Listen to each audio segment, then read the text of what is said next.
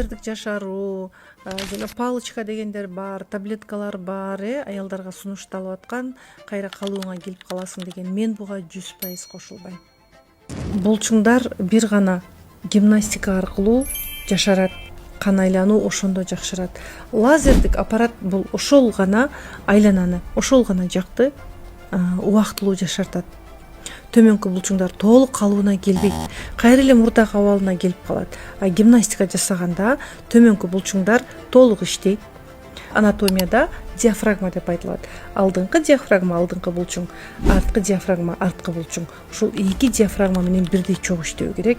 Эки диафрагма менен чогуу иштегенде төмөнкү булчуңдар толук иреттелип, кан тамырлар толук калыбына келет. Акырындык менен эми бирөөдө абдан бош болсо ошончолук иштөө керек. Абдан бош дегенде кимде абдан бош болуп кетет? Ички абал алсыз, үмүтсүз, өзүн керексиз сезет, маанисиз сезет, таарынып кала берет. Мени сыйлабайт да, эми мен керек эмесмин да деген сыяктуу. Мындай аялдарда ошончолук булчуңдар бош болот, калыбына келиши кыйыныраак болот.